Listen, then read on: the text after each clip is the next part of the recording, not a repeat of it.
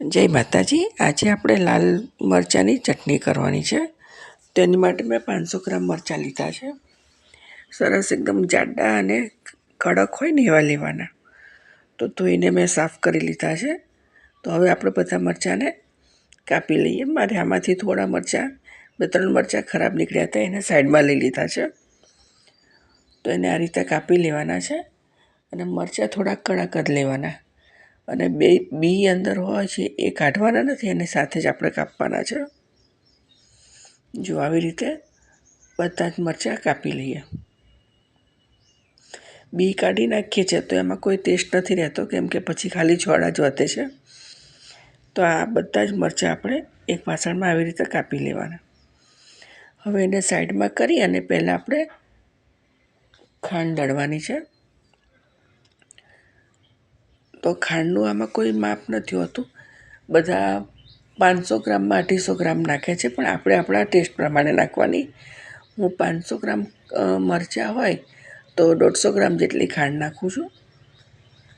મારા માટે બરાબર છે, પણ તમે બહુ મીઠું જમતા હોય તો ખાંડ વધારે નાખવાની। હવે આની અંદર 1 મોટી ચમચી ભરીને જીરું અને મીઠું નાખી દઈએ અને પીસી લઈશું એને। એકદમ ઝીણું પીસવાનું છે, આપણે ચટણી કરીએ છીએ એ રીતનું। અને 1 મોટી ચમચી ભરી અને લીંબુનો રસ નાખી દેવાનો। પીસી લઈશું એને આવી રીતે અને એમાં જે દળેલી ખાંડ છે એ નાખી દઈએ। આ ખાંડ નાખી અને બીજી વાર આપણે પીસી લેવાનું, જેથી કરીને બધી ખાંડ મિક્સ થઈ જાય। આમાં આખી ખાંડ પણ નાખી શકે, પણ આખી ખાંડ નાખીએ ને તો એને બહુ વાર લાગે છે, 5 થી 7 દિવસ થાય છે બનતામાં। એટલે આપણે દળેલી ખાંડ નાખવાની। ને હવે મોટા વાસણમાં કાઢી લઈશું। જેટલું મોટું વાસણ હશે એટલું ચટણી વધારે જલ્દી થશે।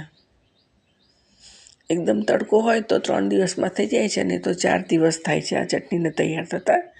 તો એકદમ ઝીણું કપડું બાંધી અને એને તડકે મૂકી દેવાની અને રોજ રાતે ઘરમાં લઈ લેવાનું। એની ઉપર રાત્રે ઠંડક ના આવવી જોઈએ અને સવારે પાછું મૂકી દેવાનું। તો રાત્રે અથવા સવારે મૂકતી વખતે એક વખત એને ચમચીથી આપણે હલાવી લેવાનું છે, જો આવી રીતે। અને આને તમારે અંદર નાખવું હોય તો ટેસ્ટ કર્યા પછી, બની ગયા પછી ટેસ્ટ કરી અને મીઠું અને લીંબુનું વધારે ઓછું હોય તો થોડુંક તમારે નાખી દેવાનું।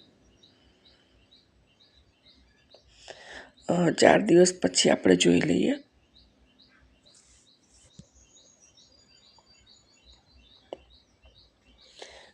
આની અંદર કેટલી બધી હતી જુઓ, કેટલી થઈ ગઈ છે, સરસ ચાસણી પાકી ગઈ છે અને 500 ગ્રામ મરચાંમાંથી આટલી ચટણી તૈયાર થાય છે।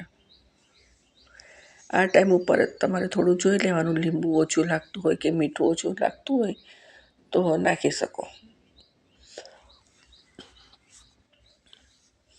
અને એરટાઈટ બરણીમાં ભરી અને તમે ફ્રીજમાં રાખી શકો છો, એ ખરાબ નથી થતી। બહાર પણ રાખી શકો, બહાર રાખો તો પણ એને કંઈ નહીં થાય। તો એક બરણીમાં આપણે ભરી લઈએ।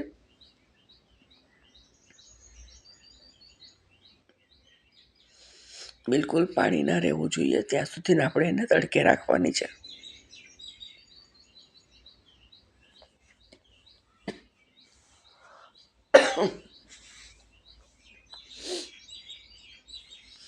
બધી જ ભરી લઈશું આપણે।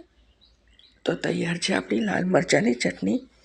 વિડીયો કેવો લાગ્યો મને ચોક્કસથી કહેજો અને હું બીજા મરચાં આવા લાવીશ ત્યારે એનું અથાણું બનાવવાનું છે, તો હું એ પણ શેર કરીશ। તો મળીએ બીજા વિડીયોમાં। જય માતાજી।